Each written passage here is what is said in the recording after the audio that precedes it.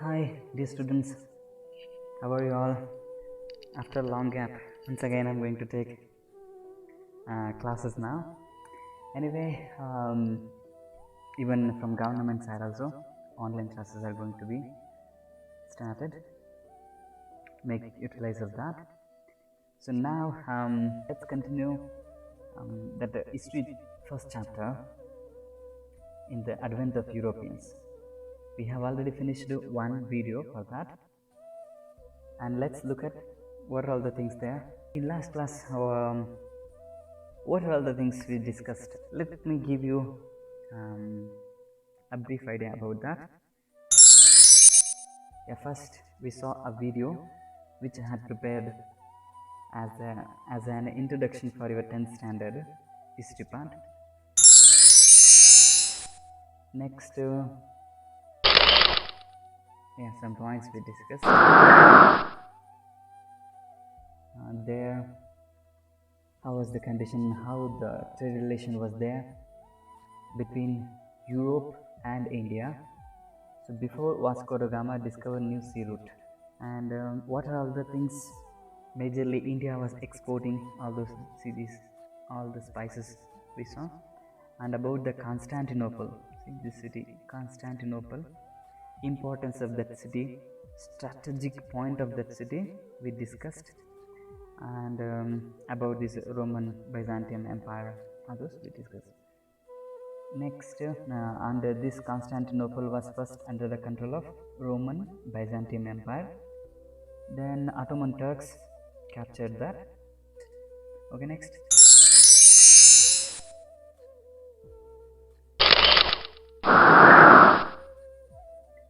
Yes, that Constantinople, no, that it was called as the gate of European trade because it was connecting to European countries and India, no.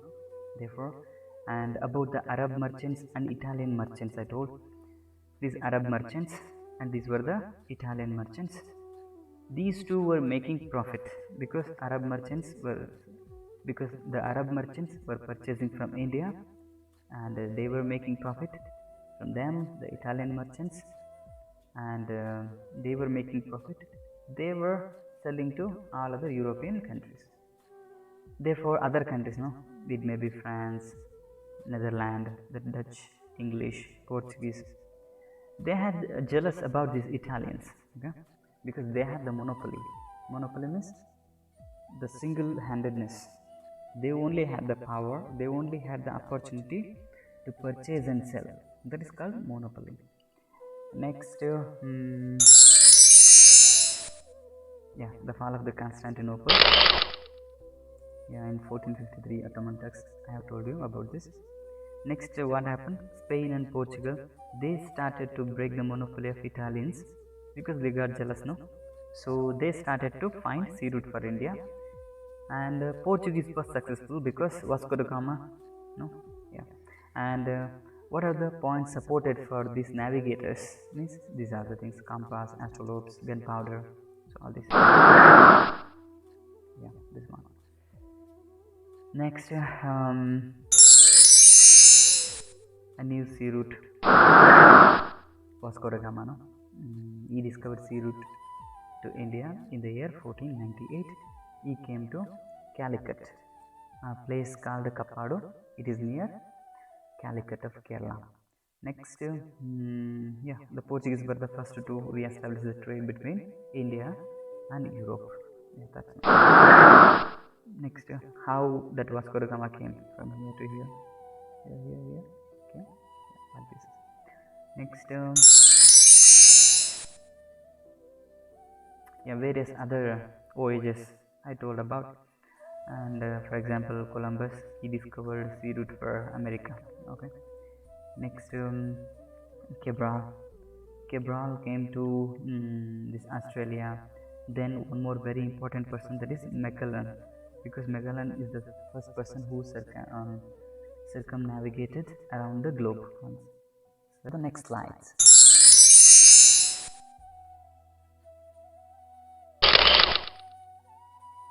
Okay. European trade companies. Who all the Europeans came to India? Portuguese, Dutch, French and English. You remember Danish. So many other also came, but majorly we will remember only these four. Okay, Portuguese, Dutch, French, and English.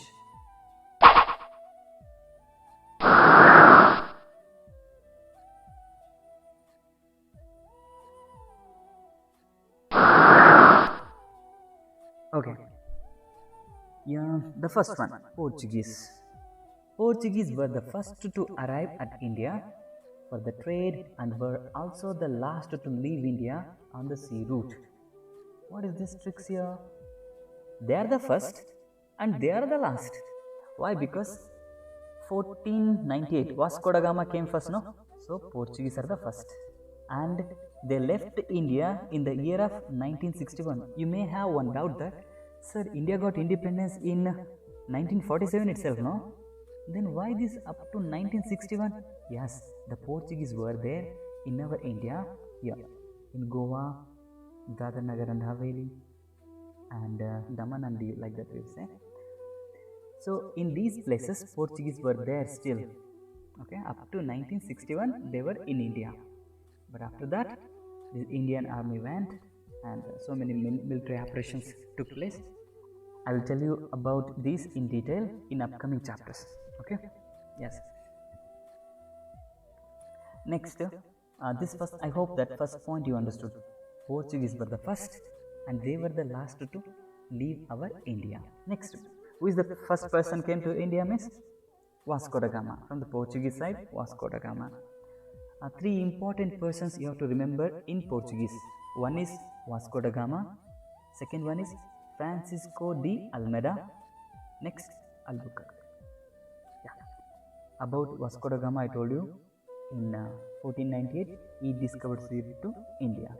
Next, Francis de Almeida arrived in India as the Viceroy of Portuguese. The first Viceroy means then this Almeida only. He implemented blue water policy in order to establish the supremacy over the sea instead of supremacy over lands. Yeah, what does it mean? Blue water means sea. He thought that instead of always constructing forts here inside the land, we should be more powerful in the sea. We should have more powerful ships. So any other competitors, these European competitors, no? These are the competitors for them. Any other European competitors, they can easily destroy them with using their powerful ships. Like this. Then he implemented blue water policy. You remember who implemented blue water policy means that is Almeida. In order to establish the supremacy over the sea route. Yeah, that's one. Next, Alfonso de Albuquerque. About Albuquerque, so many important points are there. He is considered as the real founder of Portuguese Empire in India. Who is the real founder means, see this person, Albuquerque is the real founder because he did so many achievements. Look at here. He waged a battle against Sultan of Bijapur in 1510. See here, Bijapur was there. Bijapur Sultans were there, no? At the time. They had Goa in their hand. So this Portuguese Albuquerque, he defeated Bijapur Sultan and he took Goa from them. Sir, is it that much easy for them? Sir, idu ಅಷ್ಟೊಂದು ಈಸಿನ ಅವ್ರಿಗೆ ಒಬ್ಬ foreigners ಆಗಿ ಬಂದು Portuguese ಬಂದ ತಕ್ಷಣ ಈಗ ಇಂಡಿಯಾದವರ ಒಬ್ಬ ಬಿಜಾಪುರ ಸುಲ್ತಾನ್ ಅವರನ್ನೇ ಸೋಲಿಸೋಷ್ಟು ಪವರ್ ಬಂತ. ಒಂದು ಟ್ರಿಕ್ಸ್ ಇದೆ ಇಲ್ಲಿ, ನೀವು 9th ಸ್ಟ್ಯಾಂಡರ್ಡಲ್ಲಿ ನೆನಪಿದಿಲ್ಲೋ ಗೊತ್ತಿಲ್ಲ. ಬಿಜಾಪುರ ಸುಲ್ತಾನ್ ಅಪೋಸಿಟ್ ಆಗಿ ಇಲ್ಲಿ ವಿಜಯನಗರ ಎಂಪೈರ್ ಇರುತ್ತೆ. ಓಕೆನಾ? ಆ ವಿಜಯನಗರ ಎಂಪೈರ್ನಲ್ಲಿ ಕೃಷ್ಣದೇವರಾಯ ಇರ್ತಾನೆ ಆ ಟೈಮ್ಗೆ. ಅವನೇನು ಮಾಡ್ತಾನೆ, ಪೋರ್ಚುಗೀಸರಿಗೆ ಸಪೋರ್ಟ್ ಮಾಡ್ತಾನೆ. So they easily won against Bijapur Sultan. Yeah, see the tricks? Okay. ಅದಕ್ಕೆ ನಿಮ್ಮ ಪ್ರೀವಿಯಸ್ ಕ್ಲಾಸ್ನಲ್ಲಿ ಅಷ್ಟು ಚೆನ್ನಾಗಿ ತಿಳ್ಕೊಂಡಿದ್ರಿ ಅಂತಂದರೆ ಇಲ್ಲಿಗೆ ಕನೆಕ್ಷನ್ ಚೆನ್ನಾಗಿ ಸಿಗುತ್ತೆ. ನೆಕ್ಸ್ಟ್, ಕೃಷ್ಣದೇವರಾಯ ಏನು ಮಾಡ್ತಾನೆ, ಇವ್ರಿಗೆ ಗೋವಾ ಬಿಟ್ಕೊಡ್ತಾನೆ. ಆಯಿತು, ನೀವು ಗೋವಾ ಇಟ್ಕೊಳ್ಳಿ, ನನಗೆ ಒಳ್ಳೊಳ್ಳೆ ಬ್ರ್ಯಾಂಡ್ ಆಗಿರುವಂಥ ಕುದುರೆಗಳನ್ನ ಕೊಡ್ರಿ ನಿಮ್ಮ ಪೋರ್ಚುಗಲ್ನಿಂದ ಅಂತ ಕೇಳ್ತಾನೆ. Like this adjustment between them. Next, Goa became the administrative center of Portuguese administration in India. Yeah. among all these Portuguese places, which was the major important city for them, major important place for them, that is Goa. Yes, these are the points you look at. Next, the Portuguese and their power declined with the arrival of English and French. So what does it mean? Until other competitors enter, these Portuguese were the powerful.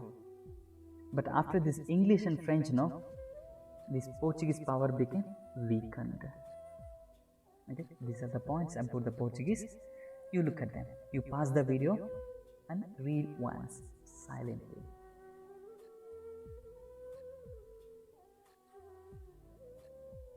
Okay, let me move on. Yes, it's flying. Yeah. Yes, the Dutch. These are the second one. Let's have a map. Dutch. Here. Holland here, no? Holland is there. Holland. This is also called as the Netherlands. This is England, Holland, France, Spain, Portugal. These are the main important people came to India. This much you remember. Yeah. Next, Dutch are from Holland or Netherlands. They came from here, Holland. They came up to India. Next, they established United East India Company in 1602. Okay. In this year, they established their own company. Next, they entered countries like India, Java, Sumatra, Indonesia, and spices-rich islands. Yeah, what are these places, sir? Yes, let me show the map. Map ಅಲ್ಲ ಈ ಗ್ಲೋಬ್ನೇ ತೋರಿಸ್ತೀನಿ, ಹುಷಾರಾಗಿ ನೋಡ್ರಿ ಯಾವ ರೀತಿ rotate ಆಗಿ ಬರುತ್ತೆ ಅಂತ. ಗ್ಲೋಬ್ ನಿಜವಾಗ್ಲೂ ಹಂಗೆ ಸುತ್ತುತ್ತಾ ಯಾವ ರೀತಿ ಸುತ್ತುತ್ತೆ ನೋಡ್ರಿ. ಅಬ್ಬೋ ಈ ರೀತಿ ರೊಟೇಷನ್ ಆಗಿಬಿಟ್ರೆ ಅಷ್ಟೇ, ನಾವೆಲ್ಲ ತಳ್ಕೊಂಬಳಕ್ಕಾಗ್ಬಿಡ್ತೀವಿ. Okay, see, Dutch they came from there, and they focused more upon Southeast Asian nations. See, these are the Southeast Asian nations. Instead of more focusing upon India, Dutch focused upon these countries. Yeah, this is South Asia, this is Southeast Asia, this China, Japan, no, these are the East Asia, and this Iran, Arabia, Turkey, those are Western Asia, like this. See, which are the Southeast Asian nations? These nations are also called as spices-rich islands. Which are them means Java. You open the world map and especially come for the Asia map. There, Southeast Asian. You come here. First one, Java. Java is this island. Next, Sumatra this one. Okay. Next, Indonesia. So totally these are all called as the Indonesia. And spices-rich islands. Yeah, these are the places they have said about. Remember one thing. Finally, the British were settled in India. They captured India. And this Indonesia, it was captured by this Dutch. Finally, they settled here. Okay, like this in different countries, different people settled. Okay, next point. They broke the monopoly of Portuguese in India.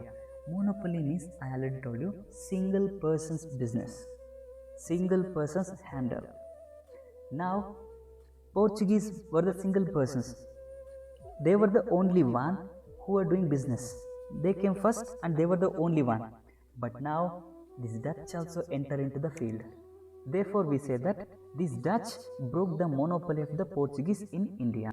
ಮೊದಲು Portuguese ಅವ್ರು ಮಾತ್ರ ಇರ್ತಾರೆ, ಅವ್ರು ಮಾತ್ರ business ಮಾಡ್ತಾ ಇರ್ತಾರೆ. ಒಬ್ಬರೇ ಒಬ್ಬರು ಬಿಸ್ನೆಸ್ ಮಾಡೋದನ್ನ ನಾವು ಮೋನೋಪಲಿ ಅಂತೀವಿ. ಮೋನೋ ಅಂತಂದರೆ ಸಿಂಗಲ್ ಅಂತ. ಓಕೆ, ಪೋಲಿ ಅಂತಂದರೆ ಪವರ್, ಅವ್ರು ಇಟ್ಕೊಂಡಿರುವಂಥ ಪವರ್. ಪೋರ್ಚುಗೀಸರು ಮಾತ್ರ ಫಸ್ಟ್ ಬಂತಾರೆ, ಅವ್ರು ಮಾತ್ರ ಬಿಸ್ನೆಸ್ ಮಾಡ್ತಾ ಇರ್ತಾರೆ. ಅದಕ್ಕೆ ಪೋರ್ಚುಗೀಸರದು ಮೋನೋಪಲಿ ಇರುತ್ತೆ. ಯಾವಾಗ ಈ ಡಚ್ ಅವರು ಕೂಡ ಎಂಟ್ರಿ ಕೊಡ್ತಾರೋ ಫೀಲ್ಡ್ಗೆ, ಯಾವಾಗ ಡಚ್ ಅವರು ಕೂಡ ಇಂಡಿಯಾಗೆ ಬರ್ತಾರೋ ಆವಾಗ ಪೋರ್ಚುಗೀಸ್ ಮೋನೋಪಲಿ ಬ್ರೇಕ್ ಆಯಿತು ಅಂತ. ಓಕೆನಾ? Yes, this is what they are saying. You pause the video and read these points.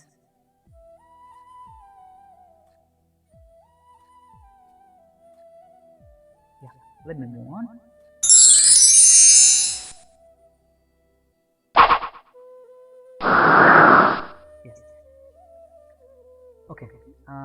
these are the continuation part of the Dutch only. They established warehouses in Surat, Bruges, Cambay, Cochin, Nagapattinam, Masulipatanam and Chinsur. Sir ಇಲ್ಲೆಲ್ಲಿದೆ sir ಸುಡುಗಾಡಿ ಪ್ಲೇಸಸ್ಗಳೆಲ್ಲ, don't worry, ಇಲ್ಲಿದೆ. Okay, I will show you. They established warehouses. First warehouses means ಈ ಗೋಡನ್ಗಳು ಅಂತೀವಲ್ವ, ಈ ಅವರು purchase ಮಾಡೋಕ್ಕಿರಲಿ, export ಮಾಡಲಿಕ್ಕಿರಲಿ, ಇಲ್ಲಿಂದ ಐಟಮ್ಸ್ಗಳು ಏನೇನು ಇಟ್ಟಿರ್ತಾರೋ ಅವನ್ನೆಲ್ಲ ಇಟ್ಕೊಳ್ಳೋಕೆ ಒಂದು ಗೋಡನ್ಸ್ಗಳ ಥರ ಬೇಕಾಗುತ್ತೆ. ಅದನ್ನು ಕಟ್ಕೊತಾರಲ್ಲ, ಅದು ಗೋಡನ್ಗಳ ಥರ ಕಟ್ಕೊಳ್ಳೋದನ್ನ ವೇರ್ ಹೌಸ್ ಅಂತ ಕರಿತೀವಿ.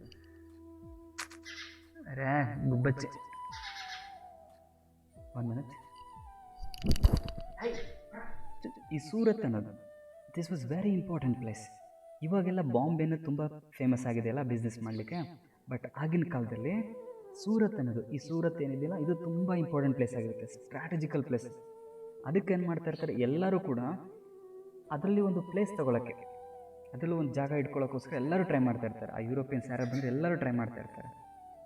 ಈಗ ತುಂಬ ಇಂಪಾರ್ಟೆಂಟ್ ಪ್ಲೇಸ್ ಇದ್ದರೆ ನನಗೂ ಒಂದು ಸೈಟ್ ಇರಲಿ ಅಲ್ಲಿ ಅಂತ ಯೋಚನೆ ಮಾಡ್ತೀವಲ್ವ, ಹಾಗೆ ಎಲ್ಲರೂ ಟ್ರೈ ಮಾಡ್ತಾ ಇರ್ತಾರೆ. ಈ ಸೂರತ್ ಯಾರ ಕಂಟ್ರೋಲಲ್ಲಿ ಇರುತ್ತೆ ಅಂತಂದರೆ, ಮೊಘಲ್ಸ್ ಇರ್ತಾರಲ್ಲ, ಮೊಘಲ್ಸ್ ಅವರ ಕಂಟ್ರೋಲಲ್ಲಿ ಇರುತ್ತೆ.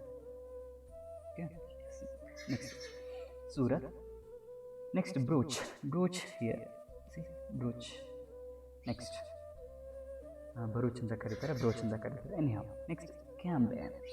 ಕ್ಯಾಂಬೆ CAM, ಆ ಕ್ಯಾಂಬೆ ಕೂಡ ಬರೀತಾರೆ ಕೆಲವೊಮ್ಮೆ, ಈ ಸ್ಪೆಲ್ಲಿಂಗ್ ಕೂಡ ಕೊಡ್ತಾರೆ. ಕ್ಯಾಂಬೆ ಅಂತಂದರೆ ಈಗಿನ ಕಂಬಾತ್ ಅಂತ ಕರಿತೇವೆ. Okay, see here Cambay will come here nearby. You find out this place here somewhere, it will come and send me that photo. Okay, keep your pen point and send me that. Next Cochin. Cochin, yeah Cochin. Sir ಇಲ್ಲಿ Portuguese ಅಂತ ಕೊಟ್ಟಿದ್ದಾರಲ್ಲ sir, ಇಲ್ಲ, ಅದು ಅವಾಗವಾಗ changes ಆಗ್ತಾ ಇರುತ್ತೆ. ಯಾಕಂತಂದರೆ ಇವರಿಂದ ಅವ್ರಿಗೆ ಗೆದ್ಕೊತಾರೆ, ಅವರಿಂದ ಇವ್ರಿಗೆ ಗೆದ್ಕೊತಾ ಇರ್ತಾರೆ, ಇದೆಲ್ಲ ಚೇಂಜಸ್ ಸ್ವಲ್ಪ ಆಗ್ತಾ ಇರುತ್ತೆ. Anyway, next Nagapattinam. Nagapattinam, where is Nagapattinam? Yes, Nagapattinam ಇಂತ. Next Masulipatnam. Masulipatnam, Nagapattinam above Masulipatnam in Andhra Pradesh. Next Chinsurah. Chinsurah will come in West Bengal, Chinsura. Face. Sir, in exam what should we write, sir? Yeah, in textbook what they have given, that only write. Which are the important trade centers of Dutch means you have to tell these: Surat, Bruges, Cambay, Cochin, Nagapattinam, Masulipatanam and Chinsur. These. Next, later unable to face competition from English and French, Dutch limited themselves to spice-rich islands, Southeast Asia. Yeah, I told you already, no? When even English and French also entered into the game, Dutch could not fight with them. Dutch could not compete with them. So therefore, they left. ಈ ಇಂಡಿಯಾದ ಸವಾಸನೆ ಬೇಡ, ತುಂಬ competitors ಜಾಸ್ತಿ ಆಗಿಬಿಟ್ಟಿದ್ದಾರೆ ಅಂತೇಳಿ ಅವ್ರೇನು ಮಾಡ್ತಾರೆ, south East Asian ನೇಷನ್ಸ್ಗೆ ಬಂದುಬಿಡ್ತಾರೆ. ನೋಡಿ, ಈ ಕಡೆಯಿಂದ ಈ ಕಡೆ ಇಂಡೋನೇಷ್ಯಾ ಏನೇನಿದೆ ಈ ಕಡೆ ಪಾರ್ಟ್ಗೆ ಬಂದುಬಿಡ್ತಾರೆ. ಅವ್ರು ಇಲ್ಲಿಗೆ ರೆಸ್ಟ್ರಿಕ್ಷನ್ ಆಗ್ತಾರೆ, ನಮ್ಗೆ ಇದೇ ಸಾಕಪ್ಪ, ಇಂಡಿಯಾದ ಸವಾಸ ಬೇಡ ಅಂತ ಇದ್ಬಿಡ್ತಾರೆ. ನಾವು you pause the video and read these points.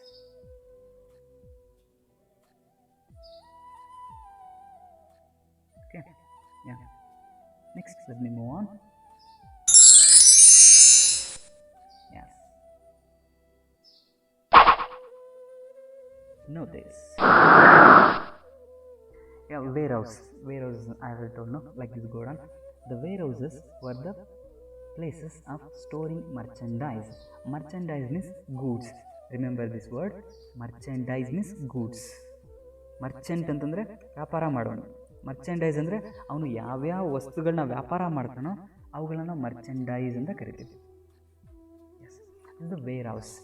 Almost ಈ ವೇರ್ ಹೌಸಸ್ಗಳನ್ನ ಸಮುದ್ರದ ಪಕ್ಕ ಕಟ್ಕೊಂಡಿರ್ತಾರೆ, ಯಾಕೆಂದರೆ ಬೋಟ್ ಅಥವಾ ಶಿಪ್ನ ತಂದು ನಿಲ್ಸ್ಕೋಬೋದು, ಅಲ್ಲಿಂದ ಡೈರೆಕ್ಟ್ ಇಲ್ಲಿಗೆ ಟ್ರಾನ್ಸ್ಪೋರ್ಟೇಷನ್ ಮಾಡ್ಕೊಬೋದು. Huge walls were built around these warehouses to provide protection. ಇದ್ರ ಸುತ್ತ ಸ್ಟ್ರಾಂಗ್ ಆಗಿರೋ ವಾಲ್ಗಳನ್ನ ಕಟ್ಕೊತಾ ಇರ್ತಾರೆ, ಕಾಂಪೌಂಡ್ಗಳು ಕಟ್ಕೊತಾ ಇರ್ತಾರೆ. For the safety, for the protection purpose, they were constructing. This is about warehouses. Okay, all these Europeans were constructing warehouses. ಎಲ್ಲರೂ ಕೂಡ ಅವರದೇ ಆದಂಥ wear ಹೌಸ್ಗಳನ್ನ ಕಟ್ಕೊತಾ ಇರ್ತಾರೆ. ಆದರೆ ನೆನ್ಪಿಟ್ಕೊಳ್ರಿ, ಈ ವೇರ್ ಹೌಸಸ್ಗಳನ್ನ ಕಟ್ಕೊಳ್ಳುವಂಥದ್ದು, ಅವ್ರದ್ದೇ ಆದಂಥ ಕೋಟೆಗಳನ್ನ ಕಟ್ಕೊಳ್ಳುವಂಥದ್ದೇ ನೆಕ್ಸ್ಟ್ ಯುದ್ಧಗಳಿಗೆ ಲೀಡ್ ಮಾಡುತ್ತೆ. ಯಾವ ರೀತಿ ಅಂತ ನೆನೆಸ್ಬೇಕಾದ್ರೆ ಅಬ್ಬಾ ಇದಾರದು ನೋಡ್ರಿ ಒಂದು ಮರಿ ಕುತ್ಕೋಬೇಕಾದ್ರ ಮೇಲೆ ಅನ್ಸುತ್ತೆ. English third one. Portuguese visa, Dutch visa, now English. In 1600, December 31, Queen Elizabeth issued a royal charter authorizing East India Company to trade with Eastern countries for 15 years. What is this meaning, sir? Yes, in the year of 1600, remember this date, 1600, English East India Company was established.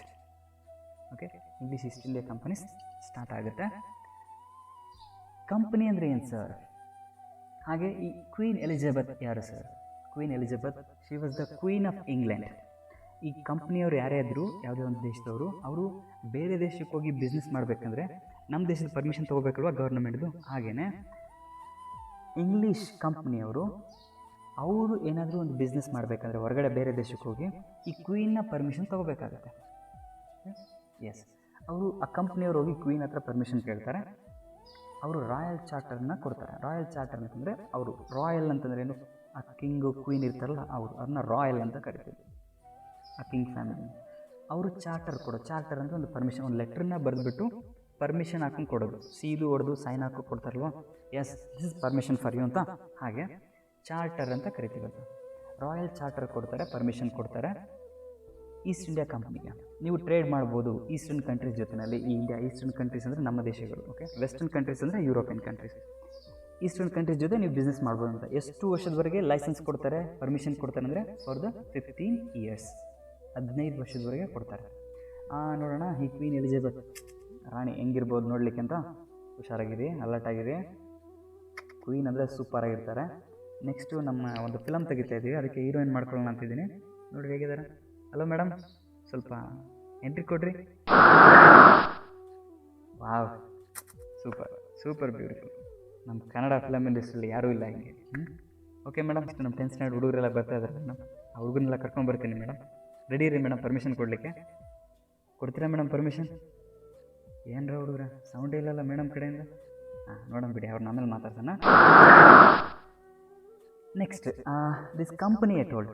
ಒಂದು company ಅಂತಂದರೆ ಎಲ್ಲರೂ ಸೇರ್ಕೊಂಡಿರ್ತಲ್ವ. Company ಕೊಡೋದು ಅಂತಂದರೆ ಎಲ್ಲರೂ ಸೇರ್ಕೊಂಡಿರೋದು. Okay, ಯಾರೊಬ್ಬ rich person ಇರ್ತಾನೆ ಅಂದ್ಕೊಳ್ರಿ, ಇವನೊಬ್ಬ ರಿಚ್ ಪರ್ಸನ್ ಇರ್ತಾನೆ ಅಂದ್ಕೊಳ್ರಿ. ಇವನೊಬ್ಬನೇ ಒಂದು ಕಂಪ್ನಿನ ಸ್ಟಾರ್ಟ್ ಮಾಡಿಕೊಂಡು ಬಂಡವಾಳ ಹಾಕಿ ಒಂದು ಬಿಸ್ನೆಸ್ ಮಾಡೋದಕ್ಕೂ, ಇಷ್ಟು ಜನಗಳೆಲ್ಲ ಸೇರಿಕೊಂಡು ಎಲ್ಲರೂ ಒಂದು ಇಷ್ಟಿಷ್ಟು ಅಮೌಂಟ್ ಅಂತ ಹಾಕಿ ಬಿಸ್ನೆಸ್ ಮಾಡೋದು ಯಾವುದು ಸ್ಟ್ರಾಂಗ್ ಆಗಿರುತ್ತೆ, ಯಾವ್ದು ಬೆಟರ್ ಆಗಿರುತ್ತೆ? ಈ ಕಂಪ್ನಿ ಅನ್ನೋದು ಸ್ಟ್ರಾಂಗ್ ಆಗಿರುತ್ತಾನೆ. ಒಬ್ಬನೇ ಮಾಡೋದಕ್ಕೂ ಈ ಥರ ಕಂಪ್ನಿ ಅಂತ ಎಷ್ಟೋ ಜನ ಸೇರಿ ಇಷ್ಟಿಷ್ಟು ಶೇರ್ಗಳು ಅಂತ, ಶೇರ್ ಅಂದರೆ ಇನ್ವೆಸ್ಟ್ಮೆಂಟ್, ಒಬ್ಬರು ಕಡೆಯಿಂದ ಒಬ್ಬರು ಇಷ್ಟಿಷ್ಟು ದುಡ್ಡು ಅಂತ ಹಾಕ್ತಾರೆ. ಅವರೆಲ್ಲರೂ ಸೇರಿ ಒಂದು ಕಂಪ್ನಿ ಅಂತ ಕರಿತೀವಾಗ ಅವರು ಬಿಸ್ನೆಸ್ ಮಾಡ್ತಾರೆ. ಈ ಕಂಪ್ನಿಯನ್ನು ತುಂಬ ಬೆಟರ್ ಆಗಿರುತ್ತೆ. ಯಾಕಂತಂದರೆ ಒಬ್ಬನೇ ಆದರೆ ಲಾಸ್ ಆದರೆ ತಡ್ಕೊಳಕ್ಕಾಗಲ್ಲ, ಅವ್ನ ಕಥೆನೇ ಮುಗಿದೋಗ್ಬಿಡುತ್ತೆ. ಓಕೆ, ತುಂಬ ಎಮರ್ಜೆನ್ಸಿ ಟೈಮ್ ಬರುತ್ತೆ, ತುಂಬ ದುಡ್ಡನ್ನು ಹೊಂಚಬೇಕಾಗಿರುತ್ತೆ, ಒಬ್ಬನಿಗೆ ಹೊಂಚೋದು ಕಷ್ಟ ಆಗುತ್ತೆ. ಆದರೆ ಇವರೆಲ್ಲರೂ ಸೇರಿಕೊಂಡ್ರೆ ಅಮೌಂಟ್ನ ಈಸಿಯಾಗಿ ಹೊಂಚ್ಬೋದು ಅದನ್ನ. ಹಾಗೆ ಪ್ರಾಫಿಟ್ ಬಂದಾಗಲೂ ಕೂಡ ಎಲ್ಲರೂ ಸೇರಿ ಶೇರ್ ಮಾಡ್ಕೋಬೋದು. ಇಷ್ಟು ಪ್ರಾಫಿಟ್ ಬಂದಿದೆ, ಇಷ್ಟು ಲೆಕ್ಕ ಬಂದಿದೆ, ಇಷ್ಟನ್ನ ಎಲ್ಲರೂ ಸೇರಿ ಈಕ್ವಲ್ ಶೇರ್ ಮಾಡ್ಕೋಬೋದು ಅಂತೇಳಿ ಮಾಡ್ಕೊತಾ ಇರ್ತಾರೆ. So this is called East India company. ಇವರೆಲ್ಲರೂ ಸೇರಿ ನಮ್ಮ ಮೇಡಮ್ ಹತ್ರ, ನಮ್ಮ ಹೀರೋಯಿನ್ ಹತ್ರ ಪರ್ಮಿಷನ್ ತೊಗೊತಾರೆ. Okay, yes. For how many years? For 15 years. Next, the company started the business formally in 1613. 1600ನಲ್ಲೇ ಎಸ್ಟಾಬ್ಲಿಷ್ ಆದರೂ ಕೂಡ ಅವರು ಕಂಪ್ನಿನ ಸ್ಟಾರ್ಟ್ ಮಾಡಿದ್ದು ಯಾವಾಗಂದರೆ 1613. ಓಕೆ, ಈ ರೀತಿ ಬಿಸ್ನೆಸ್ಸನ್ನು ಸ್ಟಾರ್ಟ್ ಮಾಡಿದ್ರು 1613ನಲ್ಲಿ. ಆದರೆ ಇಂಡಿಯಾದಲ್ಲಿ ಫಸ್ಟ್ ಪ್ಲೇಸ್ನಲ್ಲಿ ಯಾವುದನ್ನು ಹಿಡಿತಾರೆ? ಪರ್ಮಿಷನ್ ಯಾರಿಂದ ತೊಗೊತಾರೆ? That is logical. ಆ ಟೈಮ್ನಲ್ಲಿ ತುಂಬ ಇಂಪಾರ್ಟೆಂಟ್ ಪ್ಲೇಸ್ ಯಾವುದು ಅಂತ ಹೇಳಿದೆ? ಸೂರತ್ ಅಂತ ಹೇಳಿದೆ. ಆ ಸೂರತ್ ಯಾರ ಕಂಟ್ರೋಲ್ ಇತ್ತು ಅಂತ ಹೇಳಿದೆ? ಮೊಘಲ್ ಎಂಪರರ್ ಕೈಲಿ ಇತ್ತು ಅಂತ ಹೇಳಿದೆ. ಸೊ ಆ ಟೈಮ್ನಲ್ಲಿ ಮೊಘಲ್ ಎಂಪರರ್ ಯಾರು ಕಿಂಗ್ ಅಂತಂದರೆ ಜಹಾಂಗೀರ್. ಅಕ್ಬರ್ ಆದಮೇಲೆ ನೆಕ್ಸ್ಟ್ ಬಂದವರು ಜಹಾಂಗೀರ್ ತಾನೆ. ಎಸ್, ಆ ಜಹಾಂಗೀರ್ ಕಾಲದಲ್ಲಿ ಇಂಗ್ಲೀಷ್ ಅವ್ರು ಬರ್ತಾರೆ. ಆ ಜಹಾಂಗೀರ್ ಇವ್ರಿಗೆ ಪರ್ಮಿಷನ್ ಕೊಡ್ತಾನೆ. Look at this, the Mughal emperor Jahangir issued a royal permission to English to establish their first warehouse a factory at Surat. I already told you Surat was very important. ಈ Mughal ಎಂಪೈರ್ದು serial ಗೊತ್ತಿದೆಯಾ? ಯಾರಾದ್ಮೇಲೆ ಯಾರ್ಯಾರು ಬರ್ತಾರಂತ? 9th standard ಬರುತ್ತೆ ನೋಡಿ. First Mughal empire start ಆಗಿದ್ದು ಬಾಬರಿಂದ. ಬಾಬರ್ ಆದಮೇಲೆ ಹುಮಾಯೂನ್, ಹುಮಾಯೂನ್ ಆದಮೇಲೆ ಅಕ್ಬರ್, ಅಕ್ಬರ್ ಆದಮೇಲೆ ಜಹಾಂಗೀರ್, ಜಹಾಂಗೀರ್ ಆದಮೇಲೆ ಶಹಜಹಾನ್, ಶಹಜಹಾನ್ ಆದಮೇಲೆ ಔರಂಗಜೇಬ್. ನೋಡಿ ಯಾವ ರೀತಿ ಸೀರಿಯಲ್ ಇದೆ. ಅದಕ್ಕೆ ನಿಮಗೆ 9th ಸ್ಟ್ಯಾಂಡರ್ಡ್ದು ಕನೆಕ್ಷನ್ ಸ್ವಲ್ಪ ಬರ್ತಾ ಇರುತ್ತೆ ಇಲ್ಲಿ. Next, so this point you remember. In 1617, Sir Thomas Roe arrived at the court of Jahangir as the royal ambassador from the court of James I. Okay students, in this point, remember the year 1617. 3 dates have come. 1600, company established and got permission. 613, formally started business. 617, at the time, Queen Elizabeth was not there. She was died, something had happened. Next, one king was there. That king name was James I. Okay. He sent one royal ambassador. ಒಬ್ಬ ರಾಯಭಾರಿನೇ ಕಳಿಸ್ಕೊಡ್ತಾನೆ. ನೋಡಿ, ಯಾರೋ ಒಬ್ಬ ಸುಮ್ಮನೆ ಬಂದು British ಕಡೆಯಿಂದ business ಮ್ಯಾನ್ಗಳು ಬಂದು ಸುಮ್ಮನೆ ಒಂದು ಪರ್ಮಿಷನ್ ಕೊಡಿ ಸರ್ ಅಂತ ಕೇಳೋದಕ್ಕೂ, ಒಬ್ಬ ರಾಜ ಇನ್ನೊಬ್ಬ ರಾಜನ ಹತ್ರ ಅಂಬಾಸಿಡರ್ ರಾಯಭಾರಿನ ಕಳಿಸ್ಕೊಡೋದಕ್ಕೆ ವ್ಯಾಲ್ಯೂ ಹೆಂಗಿರುತ್ತೆ? Yes, that's what. King James ಏನು ಮಾಡ್ತಾನೆ, ಅವನ ಒಬ್ಬ ರಾಯಭಾರಿನೇ ಕಳಿಸ್ಕೊಡ್ತಾನೆ. ಅಂಬಾಸಿಡರ್ ಅಂದರೆ ರಾಯಭಾರಿಗಳಂತ. ಆ ರಾಯಭಾರಿ ಹೆಸರು ಏನಂದರೆ sir Thomas rho. Who was the ambassador, came from the side of James first, means sir Thomas rho. ಒಬ್ಬ ರಾಯಭಾರಿಯಾಗಿ ಬರ್ತಾನೆ. ಇವಾಗ ಇನ್ನೂ ವ್ಯಾಲ್ಯೂ ಜಾಸ್ತಿ ಬ್ರಿಟಿಷರ್ದು. ಅವನು ಬಂದು ಜಹಾಂಗೀರ್ ಆಸ್ಥಾನಕ್ಕೆ ಬರ್ತಾನೆ. ಬಂದ್ಬಿಟ್ಟು ಪರ್ಮಿಷನ್ ಕೇಳ್ತಾನೆ. ಈ sought permission from Jahangir to establish factories in other places of Mughal empire in Agra, Ahmedabad and Broach. Okay, ನೋಡಿ ಈ ರೂಪದಲ್ಲಿ ಬ್ರಿಟಿಷರು ಡಿಫ್ರೆಂಟಾಗಿ ಕಾಣ್ತಾ ಇದ್ದಾರೆ.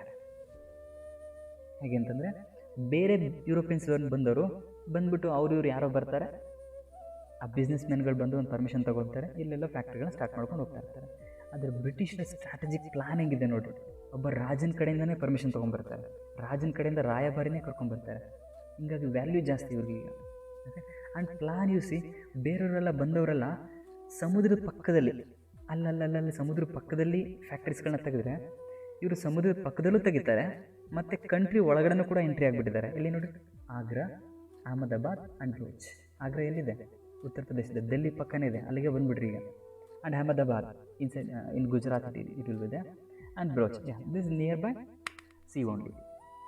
So these are the points. Okay, ಜಹಾಂಗೀರ್ದೊಂದು ಫೋಟೋ ಇದೆ, ತೋರಿಸಲಾ? Look at Sir Thomas Roe coming near Jahangir. See, Sir Thomas Roe is the ambassador of James I, and he is submitting his request to establish factories. Okay, let me move on. Okay. Yeah, these are the continuation of points. That means a bar rotate very bad. Next. These are the continuation points of British only. Now look at this point. In 1639, English took Madras from the king of Chandragiri. English ಅವರು ಇನ್ನೊಂದು important ಪ್ಲೇಸ್ನ ತೊಗೊತಾರೆ ಈಗ. ಯಾವುದಂದರೆ ಮದ್ರಾಸ್. ಮದ್ರಾಸ್ ಅಂದರೆ ಈಗಿನ ತಮಿಳ್ನಾಡಿನಲ್ಲಿ ಚೆನ್ನೈ ಇದೆಯಲ್ಲ, ಅದನ್ನ ನಾವು ಮದ್ರಾಸ್ ಅಂತ ಹಿಂದೆ ಕರೀತಾ ಇರ್ತಾರೆ. ಓಕೆ, ಆ ಮದ್ರಾಸನ್ನು ಯಾರಿಂದ ತೊಗೊತಾರೆ ಬ್ರಿಟಿಷು? King of Chandragiri. ಈ ಚಂದ್ರಗಿರಿ ಅನ್ನೋದೆಲ್ಲ ಬರುತ್ತೆ ಅಂದರೆ ಈ ಹೈದರಾಬಾದ್, ಆಂಧ್ರ ಪ್ರದೇಶ ಎಲ್ಲ ಬರುತ್ತಲ್ಲ, ಆ ಭಾಗದಲ್ಲಿ ಬರುತ್ತೆ. ಗೂಗಲ್ನ ಸರ್ಚ್ ಮಾಡಿ ನೋಡಿ. ಎಲ್ಲ ಕಡೆ ನಾನು ಮ್ಯಾಪ್ ಹಾಕ್ಲಿಕ್ಕೆ ಆಗಲಿಲ್ಲ, ಅದಕ್ಕೆ ಆ ರೀತಿ ಕೊಟ್ಟಿದ್ದೀನಿ. ನೀವೇ ಸರ್ಚ್ ಮಾಡಿರಿ ಚಂದ್ರಗಿರಿ. ಆ್ಯಂಡ್ ಆ ಮದ್ರಾಸ್ನ ಚಂದ್ರಗಿರಿ ರಾಜನಿಂದ ತೊಗೊಂಡ್ಬಿಟ್ಟು ಅಲ್ಲಿ ಒಂದು ಫೋರ್ಟನ್ನು ಕಟ್ತಾರೆ, ಒಂದು ದೊಡ್ಡ ಕೋಟೆನೇ ಕಟ್ತಾರೆ ನೋಡಿ. ಈ ರೀತಿ ಒಂದು ಕೋಟನ್ನು ಕಟ್ತಾರೆ. Wear house ಚಿಕ್ಕದಾಗಿರುತ್ತೆ. ಫೋರ್ಟ್ ಅಂದರೆ, ಈ ಕೋಟೆ ಅಂದರೆ ಆ ವೇರ್ ಹೌಸ್ಗಿಂತ ಇನ್ನೂ ದೊಡ್ಡದು. ಆ ಫೋರ್ಟ್ಗೆ ಒಂದು ಹೆಸರು ಕೊಡ್ತಾರೆ, ಸೈಂಟ್ ಜಾರ್ಜ್ ಫೋರ್ಟ್ ಅಂತ. ಕ್ವಶನ್ ಬರ್ಬೋದು, where is Saint George fort located ಅಂತಂದರೆ ಇನ್ ತಮಿಳ್ನಾಡು, ಮದ್ರಾಸ್, ಇನ್ ಚೆನ್ನೈ ಪಾರ್ಟ್ನಲ್ಲಿ ತೋರಿಸ್ಬೇಕಾಗುತ್ತೆ. ಓಕೆ, ನೆಕ್ಸ್ಟ್ 2 ಪಾಯಿಂಟ್ಸ್ ಇದೆ. ಬ್ರಿಟಿಷ್ ಎಷ್ಟು ಬ್ರಿಲಿಯಂಟಾಗಿ ನೋಡಿ. ಈಗ ಮದ್ರಾಸ್ ತೊಗೊಂಡ್ರೆ ನೆಕ್ಸ್ಟ್ ಯಾವುದನ್ನು ತೊಗೊತಾರೆ ನೋಡಿ. ಇನ್ 1668, Charles II, the prince of England, gave Bombay as on annual rent of £10 a year to East India company. Sir ಏನು ಸರ್ ಇದು ಇಷ್ಟೊಂದು ಟ್ರಿಕ್ಕಿ ಆಗೈತೆ? ಎಸ್, ಇದು ಟ್ರಿಕ್ಕಿ ಆಗಿದೆ. ನಿಮ್ಮ ಟೆಕ್ಸ್ಟ್ ಬುಕ್ಕಲ್ಲಿ ಕ್ಲಿಯರಾಗಿ ಕೊಟ್ಟಿಲ್ಲ. ಹೇಳ್ತೀನಿ ಕೇಳಿದ್ನ. ಟೆಕ್ಸ್ಟ್ ಬುಕ್ಕಿಂದ ಸ್ವಲ್ಪ ಹೊರಗಡೆ ಹೋಗಲೇಬೇಕೀಗ, ಹೇಳ್ತೀನಿ. ಏನಾಗಿರುತ್ತೆ ಅಂತಂದರೆ, ಈ ಗೋವಾನ ಪೋರ್ಚುಗೀಸರು ತೊಗೊಂಡಿರ್ತಾರೆ, ಹಾಗೆಯೇ ಬಾಂಬೆ ಕೂಡ ಪೋರ್ಚುಗೀಸರು ಇಟ್ಕೊಂಡ್ಬಿಟ್ಟಿರ್ತಾರೆ. ಓಕೆ, ಬಾಂಬೆನೂ ಕೂಡ ಪೋರ್ಚುಗೀಸರು ತೊಗೊಂಡಿರ್ತಾರೆ. ಏನಾಗುತ್ತೆ ಅಂತಂದರೆ, ಈ ಪೋರ್ಚುಗೀಸ್ ರಾಣಿನ ಇಂಗ್ಲೆಂಡಿನ ರಾಜಕುಮಾರ ಚಾರ್ಲ್ಸ್ ಸೆಕೆಂಡ್ ಮದುವೆ ಆಗ್ತಾನೆ. ಪೋರ್ಚುಗೀಸ್ ರಾಜಕುಮಾರಿನ ಇಂಗ್ಲೆಂಡಿನ ರಾಜಕುಮಾರ ಚಾರ್ಲ್ಸ್ ಸೆಕೆಂಡ್ ಮ್ಯಾರೇಜ್ ಆಗ್ತಾನೆ. ಆವಾಗ ಪೋರ್ಚುಗೀಸ್ರು ಏನು ಮಾಡ್ತಾರೆ, ಹೋಗ್ಲಿ ಬಿಡು, ಡೌರಿ ವರದಕ್ಷಿಣೆ ಥರ ತಗೋ ಮಗನೇ ಅಂತೇಳಿ ಈ ಬಾಂಬೆನ ಅವನಿಗೆ ವರದಕ್ಷಿಣೆ ಥರ ಕೊಡ್ತಾರೆ. So Bombay was given as dowry from Portuguese to British, from Portuguese to this England ಪ್ರಿನ್ಸ್ನು, to him it was given. ಈಗ ರಾಜ್ಕುಮಾರನ ಕೈಗೆ ಬಂದಿದೆ. ಈಗ ನೋಡಿ, ನಮ್ಮ ದೇಶದ ಪ್ಲೇಸ್ನ ವರದಕ್ಷಿಣೆ ಥರ ಯಾರ್ಯಾರೋ ಕಿತ್ತಾಡೋರು, ಯಪ್ಪ, ಯಾರ್ಯಾರ ಕೈಲಿ ಹೋಗಿ ಏನೇನಾಗೈತಪ್ಪ ನಮ್ಮ ಇಂಡಿಯಾ. ಓಕೆ, ನೆಕ್ಸ್ಟ್ ಏನಾಗುತ್ತೆ, ಈ ಚಾರ್ಲ್ಸ್ ಈಗ ಬಾಂಬೆ ಯಾರ ಕೈನಲ್ಲಿದೆ ಅಂತಂದರೆ ಇಂಗ್ಲೆಂಡಿನ ರಾಜಕುಮಾರನ ಕೈಲೈತೆ. ಅವಾಗ ಇಂಗ್ಲೆಂಡಿನ ರಾಜಕುಮಾರ ಅಲ್ಲಿಂದ ಬಂದು ಬಾಂಬೆಲಿ ಇರ್ತಾನ, ಅದಕ್ಕೆ ಅವನೇನು ಮಾಡ್ತಾನೆ, ನಮ್ಮ ಇಂಡಿಯಾದಲ್ಲಿ ಬಂದು ಬಿಸ್ನೆಸ್ ಮಾಡ್ತಿತ್ತಲ್ಲ ಈಸ್ಟ್ ಇಂಡಿಯಾ ಕಂಪ್ನಿ, ಅವ್ರ ಜನರು ಇರ್ತಾರಲ್ಲ ಅವ್ರ ಕೈಲಿ ಕೊಡ್ತಾರೆ. ಓಕೆ ತೊಗೊಳವ, ನೀವು ಬಾಂಬೆನ ನಿಮ್ಮ ಕೈಗೆ ಇಟ್ಕೊಳ್ರಿ, ನೀವು ಇನ್ಮೇಲೆ ಅಲ್ಲಿ ಬಿಸ್ನೆಸ್ ಮಾಡ್ಬೋದು ಅಂತ. ಆದರೆ ಈ ಕಂಪ್ನಿಯವ್ರು ಏನು ಮಾಡ್ಬೇಕು, ರಾಜ್ಕುಮಾರಂಗೆ ಪ್ರತಿ ವರ್ಷ ಪ್ರತಿ ವರ್ಷ ಅವನಿಗೆ ರೆಂಟು ಅಂತೇಳಿ 10 pounds ಕೊಡ್ಬೇಕು. ಅಪ್ಪ, ಜಸ್ಟ್ 10 poundsಗೆ ನಮ್ಮ ಬಾಂಬೆನೇ ಕೊಟ್ಬಿಟ್ಟಿದ್ದಾರೆ. Okay, like this. ಈ ಪಾಯಿಂಟ್ಸ್ ಅರ್ಥ ಆಯ್ತಾ? ನಾವು you read this point. 1668, Charles II, the Prince of England, gave Bombay as an annual rent of 10 pounds a year to East India Company. Yes, this point. Okay, now you look at the British. Now Madras ಸಿಕ್ತು, ಈಗ ಬಾಂಬೆನೂ ಕೂಡ ಸಿಗ್ಬಿಡ್ತು. ಚೆನ್ನೈ ಎಷ್ಟು important place ಅಲ್ಲ, ಸಿಕ್ತು, ಅದನ್ನೇ development ಮಾಡ್ಕೊಂಡ್ಬಿಟ್ಟು. Next Bombay, ಅದನ್ನು ತೊಗೊಂಡು ಅದನ್ನು ಕೂಡ ಡೆವಲಪ್ಮೆಂಟ್ ಮಾಡಿ ಬೆಳೆಸಿದ್ರು. ಈಗ ನೆಕ್ಸ್ಟ್ ನಮ್ಮ ಇಂಡಿಯಾದಲ್ಲಿ ಇನ್ನೊಂದು ಇಂಪಾರ್ಟೆಂಟ್ ಪ್ಲೇಸ್ ಇದೆ, ಯಾವುದಿರ್ಬೋದು ಗೆಸ್ ಮಾಡ್ತೀರಾ? ಕಲ್ಕತ್ತಾ. ಆ ಕಲ್ಕತ್ತಾನ ಕೂಡ ಹೊಡಿತಾರೆ. ಹೆಂಗೆ ಹೊಡಿತಾರೆ ನೋಡಿ. In 1690 the English purchased 3 villages. 3 ಹಳ್ಳಿಗಳನ್ನ ಪರ್ಚೇಸ್ ಮಾಡ್ಕೊತಾರೆ. Namely Sutanuti, Kalikata and Govindapura. ನೋಡಿ, ಕಾಲಿಕಾಟ್ ಅನ್ನೋದು ಕಲ್ಕತ್ತಾ ಆಗಿಬಿಡುತ್ತೆ ನೆಕ್ಸ್ಟ್. ಸೊ ಈ ರೀತಿ ಈ 3 ಹಳ್ಳಿಗಳನ್ನ ತೊಗೊತಾರೆ, ಅವನ್ನೇ ಡೆವಲಪ್ಮೆಂಟ್ ಮಾಡ್ತಾರೆ. ಅದೇ ಕಲ್ಕತ್ತಾಗಿ ಹೋಗಿ ಡೆವಲಪ್ ಆಗಿರೋದು. Sutanuti, Kalikata and Govindapura on the banks of Hooghly river. ಈ ಕಲ್ಕತ್ತಾ ಯಾವ ನದಿಯ ದಂಡೆ ಮೇಲಿದೆ ಅಂತಂದರೆ Hooghly river. Okay, Hooghly river and built Fort William. ಅಲ್ಲೂ ಕೂಡ ಒಂದು ಫೋರ್ಟನ್ನು ಕಟ್ಬಿಡ್ತಾರೆ, ಫೋರ್ಟ್ ವಿಲಿಯಂ ಅಂತೇಳಿ. ಸೇಂಟ್ ಜಾರ್ಜ್ ಫೋರ್ಟ್ ಇರೋದು ಮದ್ರಾಸ್ನಲ್ಲಿ, ಫೋರ್ಟ್ ವಿಲಿಯಂ ಫೋರ್ಟ್ ಇರೋದು ಕಲ್ಕತ್ತಾದಲ್ಲಿ. The city of Calcutta grew around this fort. Just ಈ 3 ಹಳ್ಳಿಗಳನ್ನ ತಗೊಂಡು ಅದನ್ನೇ ಈಗಿನ ಕಾಲದಲ್ಲಿ ಹೆಂಗೆ ಕಲ್ಕತ್ತಾ ದೊಡ್ಡದಾಗಿದೆಯಲ್ಲ ಆ ರೀತಿ ಫುಲ್ಲು ಡೆವಲಪ್ಮೆಂಟ್ ಮಾಡಿಬಿಡ್ತಾರೆ. ನೋಡಿ, ಒಂದು ಕಾಲದಲ್ಲಿ ಈಗಿನ ನಮ್ಮ ಕ್ಯಾಪಿಟಲ್ ಸಿಟಿ ಇಂಡಿಯಾ ಯಾವುದು ಅಂತಂದರೆ ಡೆಲ್ಲಿ ಅಂತ ಹೇಳ್ತೀವಿ. ಬಟ್ ಬ್ರಿಟಿಷರು ಕಲ್ಕತ್ತಾನೇ ಇಂಡಿಯಾದ ಕ್ಯಾಪಿಟಲ್ ಸಿಟಿಯಾಗಿ ಮಾಡಿಬಿಟ್ಟಿರ್ತಾರೆ. ಬರ್ತಾ ಹೋಗುತ್ತೆ ನೆಕ್ಸ್ಟಲ್ಲಿ ನೋಡಿ ಯಾವ ರೀತಿ ಮಾಡ್ತಾರೆ ಬ್ರಿಟಿಷ್ ಅಂತ. ಸೊ ನಾವು ಲುಕ್ ಅಟ್ ದೀಸ್ ಪಾಯಿಂಟ್ಸ್. ಈ ಪಾಯಿಂಟ್ಸ್ಗಳನ್ನ ಸ್ಲೋವಾಗಿ ಓದ್ತಾ ಬರ್ರಿ. ಇದ್ರಲ್ಲಿ ತುಂಬ ಪಾಯಿಂಟ್ಸ್ಗಳು ಬರುತ್ತೆ. ಆ ಪಾಯಿಂಟ್ಸ್ಗಳು ಒಂದಕ್ಕೊಂದು ಕನೆಕ್ಷನ್ ನೋಡಿ.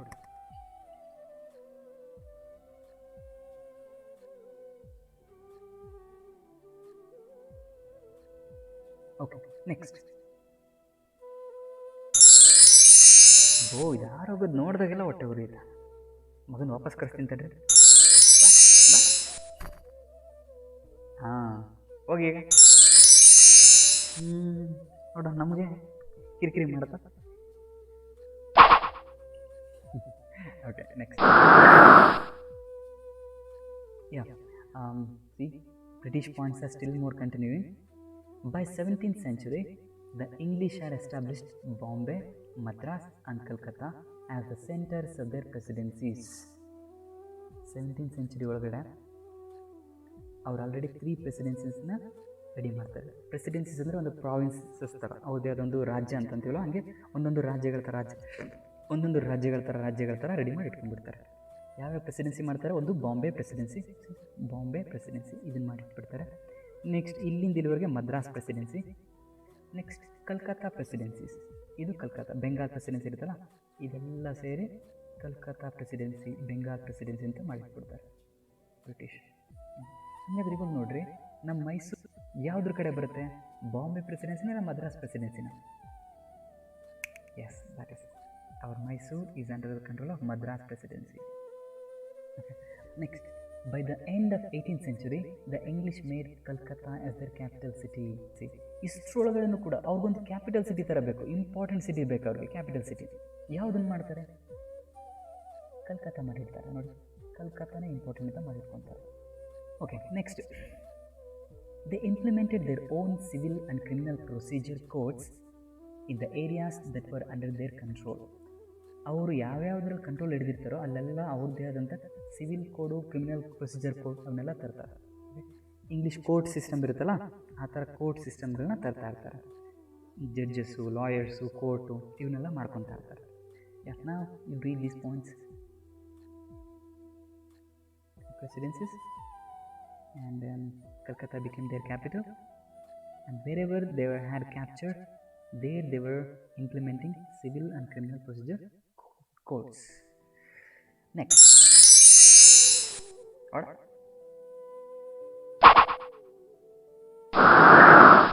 Next, last one. This is the French. French ಅವ್ರ ಬಗ್ಗೆ ಇದೆ. ಯಾವ ರೀತಿ ಇದೆ? In 1664, French East India Company started as a government owned company. ಇದು ಪ್ರೈವೇಟ್ ಕಂಪ್ನಿ ಅಲ್ಲ, government owned company. Government company ಅಂದಮೇಲೆ ಒಂದು ವೀಕ್ನೆಸ್ ಇರುತ್ತೆ, ಒಂದು ಸ್ಟ್ರೆಂತ್ ಇರುತ್ತೆ. ಸ್ಟ್ರೆಂತ್ ಏನಂದರೆ ಸ್ವಲ್ಪ ಸ್ಟ್ರಾಂಗ್ ಆಗಿ ಕೂಡ ಇರುತ್ತೆ. ಓಕೆ, ಅವ್ರದ್ದು ಫೈನಾನ್ಸ್ ಎಲ್ಲ ಇರುತ್ತೆ. ಬಟ್ ವೀಕ್ನೆಸ್ ಏನಂತಂದರೆ ಅಲ್ಲಿ ವರ್ಕರ್ಸು ಅಷ್ಟು ಚೆನ್ನಾಗಿ ಸಿಸ್ಟಮೆಟಿಕಾಗಿ ವರ್ಕ್ ಮಾಡಲ್ಲ, ಕೇರ್ಲೆಸ್ ಮಾಡ್ತಾ ಇರ್ತಾರೆ. ಹೋದ್ರೆ ನಮ್ಮ ದುಡ್ಡು ಹೋಗ್ಬೇಕಾ, ಹೋದ್ರೆ ಸರ್ಕಾರದ ಹೋಗುತ್ತೆ, ಬಿಡಲೆ ಇರುತ್ತೆ ಹೇಳ್ತಿರ್ತಾರಲ್ಲ.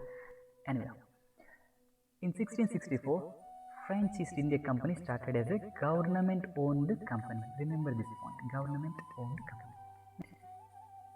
Okay, next point. In 1668, started its first factory in Surat. ಬಂದರು ನೋಡಪ್ಪ, ಇವರು ಕೂಡ ಅಲ್ಲವೇನು, ಯಾರೋಗ್ಲಿ ಸೂರತ್ ಸೂರತ್ ಸೂರತ್ ಗಬ್ಬೆ ಬಸ್ಬಿಟ್ಟಿರ್ತಾರೆ ಅದನ್ನ ಸೂರತ್ನ ಎಲ್ಲರೂ ಹೋಗಿ. Later in Machilipatnam, Chandernagore, Mahe, Karaikal, Kasim Bazar and Balsor. After Surat, where are the other places, important places? Machilipatnam, yeah. Chandranagar, yeah, in French. Mahe and Karaikal, yeah, I already told you this. You know, Mahe and Karaikal, French. Kasim Bazar and Balsor. Kasim Bazar, here it should come. Balsor is here, French. Kasim Bazar somewhere in the West Bengal places itself, it will come. West Bengal side nale barutte adu kuda. Okay, this is the second point. ನೋಡಿ, French ಅಂದ ತಕ್ಷಣ ಇನ್ನೊಂದು important place ಬರಬೇಕಾಗಿತ್ತು, Pondicherry. S, ಆ ಪಾಂಡಿಚೇರಿನ ಅವ್ರು ಯಾವ ರೀತಿ ತಗೊತಾರೆ ನೋಡ್ರಿ. In 1674, the French took Valikondapuram from local Muslim official. Pondicherry ಅಂತಂದ್ಮೇಲೆ ಇಲ್ಲಿ ಬರುತ್ತೆ. ಆ ಟೈಮ್ನಲ್ಲಿ ಇಲ್ಲಿ ಮುಸ್ಲಿಂ ರೂಲರ್ಸು ಕೂಡ ಇರ್ತಾರೆ ಇಲ್ಲಿ. ಓಕೆ, ಮುಸ್ಲಿಂ ರೂಲರ್ಸ್ ಕೂಡ ಇರ್ತಾರೆ ಇಲ್ಲಿ. ಲೋಕಲ್ ಮುಸ್ಲಿಂ ಅಫಿಷಿಯಲ್ ಅವನ ಅಂಡರ್ನಲ್ಲಿ ಈ ಪಾಂಡಿಚೇರಿ ಇರುತ್ತೆ. ಪಾಂಡಿಚೇರಿಗೆ ಮೊದಲು ಏನಂತ ಹೆಸರಿರುತ್ತೆ ಅಂದರೆ ವಾಲಿಕೊಂಡಪುರಂ ಅಂತ ಇರುತ್ತೆ. ಅದನ್ನೇ ಏನೆಲ್ಲ ಚೇಂಜ್ ಆಗಿದೆ ಈಗ ಪಾಂಡಿಚೇರಿ ಅಂತೇಳಿ. And developed it as a major trade centre. ವಾಲಿಕೊಂಡಪುರಂನೇ ಪಾಂಡಿಚೇರಿಯನ್ನಾಗಿ ಚೇಂಜ್ ಮಾಡ್ತಾರೆ, ಡೆವಲಪ್ಮೆಂಟ್ ಕೂಡ ಮಾಡ್ತಾರೆ. That centre is Puducherry or Pondicherry. Yes, that's all. So remember these point, government own company, and these are the places, and about the Pondicherry, these are.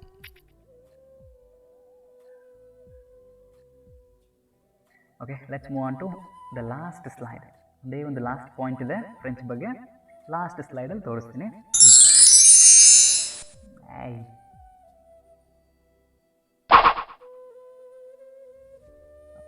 Okay, now this is the last point, duplex. See, they have written like duplex, but we have to pronounce this one as duplay. Duplay ಅಂತ ಓದಬೇಕು, but ಬರ್ದಿರೋದು Dupleix ಅಂತ ಬರ್ದಿರ್ತಾರೆ. Dupleix who arrived in Pondicherry as the governor general of French. French ಅವ್ರಿಗೆ governor general ಆಗಿ ಬರ್ತಾನೆ. ಆ duplex ಅಂದ ತಕ್ಷಣ ನಿಮಗೆ ಅವನ ಪಿಕ್ಚರ್ ತೋರಿಸ್ಬೇಕು, ಸ್ಪೆಷಲ್ ಆಗಿದೆ ಪಿಕ್ಚರ್ ಇವೊಂದು ಕೂಡ. This is on open challenge for the girls. ನಮ್ಮ ಡ್ಯೂಪ್ಲೆ ಕಡೆಯಿಂದ ಒಂದು ಓಪನ್ ಚಾಲೆಂಜ್ ಕೊಡ್ತಾ ಇದ್ದೀನಿ ನಿಮಗೆ, ಹುಡುಗಿರಿಗೆ. ಏನು ಓಪನ್ ಚಾಲೆಂಜ್ ಅಂದರೆ ನೋಡಿ, ಯಾಸ್ ಎಷ್ಟು ಮುದ್ದಾಗಿದ್ದಾನಲ್ಲ ಗುಂಡಪ್ಪ. ನೋಡಿ ಕೂದಲು 2 ಜಡೆ ಅಲ್ಲ 4 ಜಡೆ ಹಾಕ್ಬೋದು ಅನ್ಸುತ್ತೆ. ಯಾವ ಹುಡುಗಿರು ಬಿಡ್ತೀರಾ? ಫ್ಲೈಯಿಂಗ್ ಏರ್ಸಲು ಭಯಂಕರ ಇದೆ. Okay, anyhow, Dupleix who arrived in Pondicherry as the governor general of French. ಪಾಂಡಿಚೇರಿಗೆ ಬರ್ತಾನೆ ಫ್ರೆಂಚ್ ಅವರ ಗವರ್ನರ್ ಜನರಲ್ ಆಗಿ. ಓಕೆ, ಮುಖ ನೋಡ್ಬೇಕನ್ಸ್ತೈತೆ. Smiley man, Muddappa. Had the high ambitions of establishing French as the major power in South India. ಇವನಿಗೆ high ambitions ಇರುತ್ತೆ. Ambitions ಅಂದರೆ ಮಹತ್ವಾಕಾಂಕ್ಷೆ. ಏಯ್ಮ್ ಅಂತಂದರೆ ಗುರಿ, ಅದು ಪಾಸಿಟಿವ್ ಆಗಿರೋದು. ನನ್ನ ಲೈಫ್ಗೆ ಇದೊಂದು ಬೇಕಪ್ಪ ಸಾಕು ಅನ್ನೋ ಥರ. ಬಟ್ ಆ್ಯಂಬಿಷನ್ ಅಂದರೆ ಇಡೀ ಜಗತ್ತೇ ಬೇಕು ಅಂತಂತೀವಿ ನೋಡಿ, ಇಡೀ ಇಂಡಿಯಾನೇ ಬೇಕು ಅಂತ ಹೇಳ್ತೀವಲ್ಲ. ಓಕೆ, ಮಹತ್ವಾಕಾಂಕ್ಷೆಗಳಂತ ಕರಿತೀವಿ. ಓಕೆ, ನೀವು high ambitions of establishing French as the major power in South India. ಇವನಿಗೊಂದು ಆ್ಯಂಬಿಷನ್ಸ್ ಇರುತ್ತೆ. ಏನಂತ, ಸೌತ್ ಇಂಡಿಯಾದಲ್ಲಿ ನಮ್ಮ ಫ್ರೆಂಚ್ ಅವರು ಪವರ್ಫುಲ್ ಆಗಬೇಕಂತ ಆಸೆ ಇರುತ್ತೆ. ಆಲ್ರೆಡಿ ಇವ್ರಿಗೆ ಕಾಂಪಿಟೇಷನ್ ಸ್ಟಾರ್ಟ್ ಆಗಿದೆ ಸೌತ್ ಇಂಡಿಯಾದಲ್ಲಿ. ಯಾರಿಂದ ಅಂದರೆ ಇಂಗ್ಲೀಷ್ ಅವರಿಂದ. ನೋಡಿ, ಮದ್ರಾಸ್ ಪಕ್ಕದ ಮದ್ರಾಸ್ನಲ್ಲೇ ಇಂಗ್ಲೀಷರು ಬಂದು ಸೆಟ್ಲ್ ಆಗಿದ್ದಾರೆ. ಇವರು ಅದ್ರ ಪಕ್ಕದ ಪಾಂಡಿಚೇರಿಲಿ ಬಂದು ಸೆಟ್ಲ್ ಆಗಿದ್ದಾರೆ. ಈಗ ಆಟೋಮೆಟಿಕಲಿ ವಾರ್ ಸ್ಟಾರ್ಟ್ ಆಗುತ್ತೆ ಯಾರಿಬ್ಬರ ನಡುವೆ, ಇಂಗ್ಲೀಷ್ ಆ್ಯಂಡ್ ದ ಫ್ರೆಂಚ್. ಅಕ್ಕಪಕ್ಕ ಎರಡು ಪವರ್ಫುಲ್ಲರ್ ಇದ್ದರು ಅಂತಂದಮೇಲೆ ವಾರ್ ಸ್ಟಾರ್ಟ್ ಅಂತಾನೆ almost. Yeah, this what happened. This Dupleix wanted to make French as the major power in South India, but beside them only there were English. So that war started between English and also French. Those wars are called as Carnatic Wars. ನಮ್ಮ ವಿಡಿಯೋದಲ್ಲಿ ನಾನು ತೋರಿಸಿದ್ದೀನಿ Carnatic wars ಯಾವ ಥರ ಇರುತ್ತೆ, ಹೆಂಗೆ ನಡೆಯುತ್ತೆ ಅಂತೇಳಿ. ಅವರವರೇ ಕಿತ್ತಾಡಕ್ಕೆ ಸ್ಟಾರ್ಟ್ ಮಾಡ್ತಾರೆ ನಮ್ಮ ಇಂಡಿಯಾಗೋಸ್ಕರ. So this Carnatic wars took place between French and English. That much you remember. Okay, mister Dupleix ನೋಡೋಣ ಮುಂದೆ ಫ್ಯೂಚರ್ನಲ್ಲಿ. ಡ್ಯೂಪ್ಲೈ ಇವನು ಕೂಡ ಹೈ ಆ್ಯಂಬಿಷನ್ ಇಟ್ಕೊಂಡು ಬಂದುಬಿಟ್ಟಿದ್ದಾನೆ. ಬ್ರಿಟಿಷರು ಕೂಡ ಹೈ ಆ್ಯಂಬಿಷನ್ ಇಟ್ಕೊಂಡು ಪಕ್ಕದಲ್ಲೇ ಇದ್ದಾರೆ. ಯಾವ ರೀತಿ ಯಾರ್ಯಾರು ಯಾವ ಥರ ಪ್ಲ್ಯಾನ್ ಮಾಡ್ತಾರೆ, ಫೈನಲಾಗಿ ಯಾರು ಉಳಿತಾರೆ, let's see. This Carnatic wars took place between French and English, and let's look at how the war took place. 3 Carnatic wars. Finally who won, ಯಾರು ಗೆಲ್ತಾರೆ, ಯಾರು ಸೋಲ್ತಾರೆ, ಯಾಕೆ ಸೋಲ್ತಾರೆ, ಅವ್ರ ಪ್ಲ್ಯಾನ್ಗಳೆಲ್ಲ ಹೆಂಗಿರುತ್ತೆ. Let's look at in the next class. So dear students, really miss you all. Until then, take care. Bye-bye.